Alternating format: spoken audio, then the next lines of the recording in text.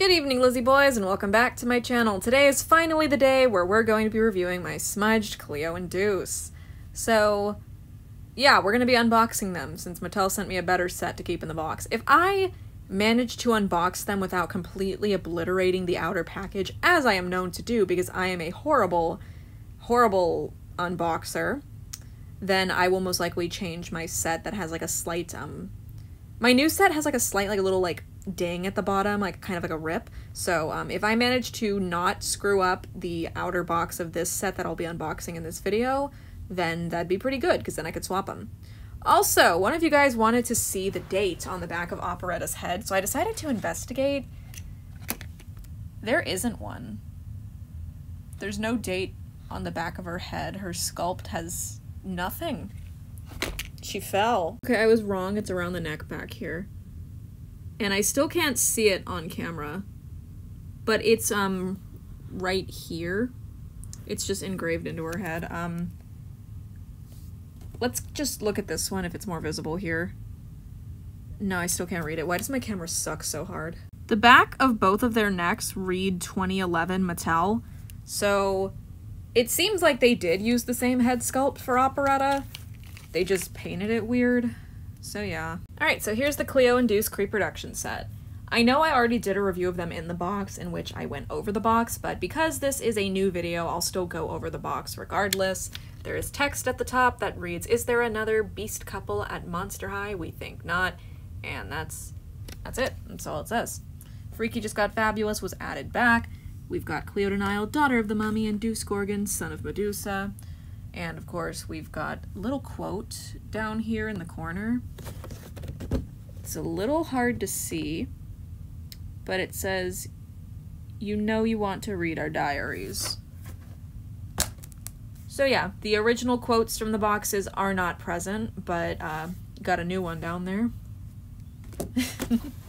On the side of the box, we've got their artwork, and on the back of the box, we also have their artwork as well as their bios. I still think it's so random that Cleo is 5,842 years old, because most of the time when Monster High does a really long age like that, it's because it has like a 16 or a 15 in it, you know, like Draculaura is 1600. Rebecca is 116. Skeleta is 15 in skeleton years. I don't fucking remember what Skeleta's age is. But yeah, then you got Deuce over here and it just says he's like 16, just like normal 16. Somebody check Cleo's hard drive. Shouldn't she be out of high school by now? She's 5,842 years old. Okay, I'll stop being so hung up on this, but seriously, it just doesn't make sense to me. They could have put like a 16 in there or something, just to keep the joke going with the other characters have. Like, Frankie's 15 days old, you know? Like, they all have like a teen in their age, except for her.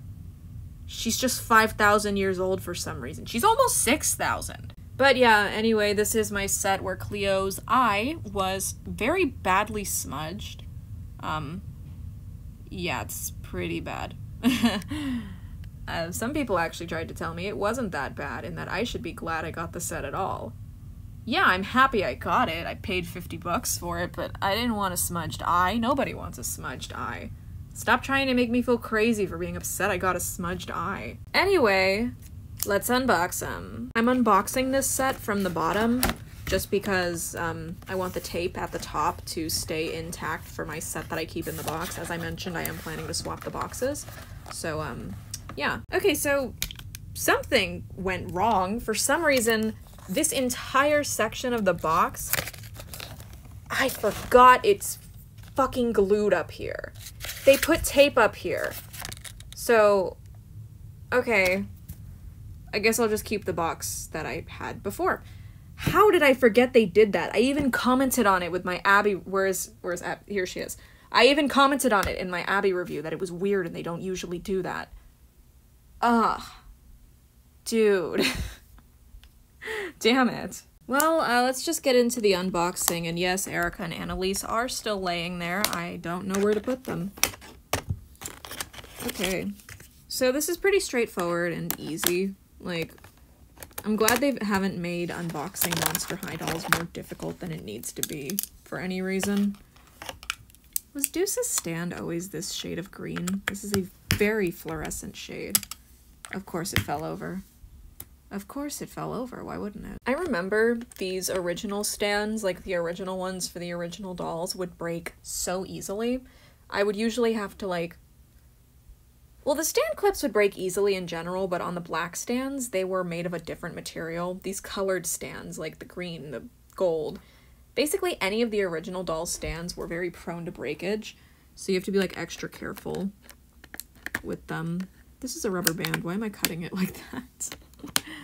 Where else do they need snipping? The feet. The feet. Their feet are stuck in there. Cleo's are not. I got hers, but Deuce's are around his ankles. Okay, yeah, they always do that. They always put the ankle joints. You know, I really wish that they had done Holt. I think it was weird to not do Holt. Like, Holt was a part of the second wave. Holt was released in the same wave as Ghoulia. It's weird they didn't repro him. And, like, most likely they're going to skip him again, because the next wave of repros is most likely going to be Toralei, Nephra, Operetta, and somebody else. I don't remember who it could be, but, you know, like, most likely... There's one around your arm here, too. But yeah, most likely, since Holt was not in a 2-pack, they have, like, no reason to repro him. So they probably won't do it. It'd be cool if they did. I like Holt's original doll. What else are you stuck in here by? Around the neck. Serious. Oh, Jesus Christ. This is so many ties. I definitely think they put Cleo into her box too soon after painting, because her hair is stuck to some parts of her, like, of her headband, as if they put her in the box before the paint was completely dry. And I think that's how I ended up getting a smudged eye on my Cleo. Most likely she was boxed before her paint was completely dry. That's all I could think happened here, you know? This shot is holding for way too long. The back of Deuce's head is kind of white. Like, there's like some kind of white powdery stuff back here. But nobody ever looks at the back of his head anyway, so it's fine. Perseus here looks like his head is freshly glued on. There's like this big chunk of white stuff on the back of his head that just doesn't want to come off. And he looks just as fucked up and deranged as ever. Look at his eyes. They're totally boggled in 2 different directions. That's a little guy. And then here's his set, who looks the same. Just as good as ever. This is a great Hisset Creeproduction. And of course we've got Cleo's purse and her golden brush. For some reason I was like, wait, where's Deuce's brush? And then I remembered, is it Saran or Poly, y'all? So anyway, onto the dolls, onto their proper details. So they are pretty much one-to-one with their originals. I'd say the only change is that Cleo now has a slightly darker skin tone.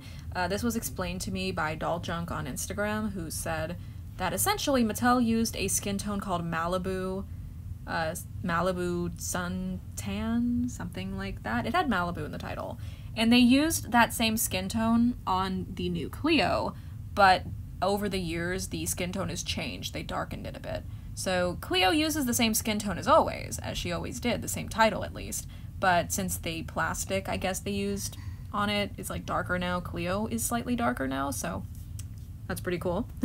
I actually think it suits her. I think it works very well. Since there isn't much to go over with these two, I'd rather just get to the comparisons now. So we're gonna set Deuce aside and we're going to compare Cleo first, because she's the one you guys came for, let's be completely honest. So you can definitely see the difference in skin tone. I'd say it's nothing too major, but to be honest, comparing the two, I think I like the new doll's skin tone a bit more. Again, I really just feel like it suits her. It just looks really good on her. So here's another little minor thing. I wanted to compare their purses. This is the original, and that's the Creeproduction. Looks like all they did was paint the jewel better, because mine has a shit paint job. Wow, that is barely painted. I'd say it's roughly the same deal for his set. They almost look exactly the same, but, oh, there is actually a bit of a difference here. The original does not have, like, a outline on her irises and the eye color. Also, the gold crown is painted much better. You can see my original one just has a terrible paint job. So, yeah, the repro actually improved upon his set in that sense. Their shoes are pretty identical, though I did notice that the original Cleo has like fully black bottoms of her shoes, and here they are like tan inside. So yeah, that's something of note. Very minor change to make. Cleo's bodysuit is also a bit longer. You can see on the original it only goes up to about here, very close to her knee, and here it goes a little past her knee and is closer to her shoe. So her bodysuit is, you know, just longer. Their bracelets are roughly the same. Just need to... Yeah, no, this one's actually shinier. The original is a duller gold.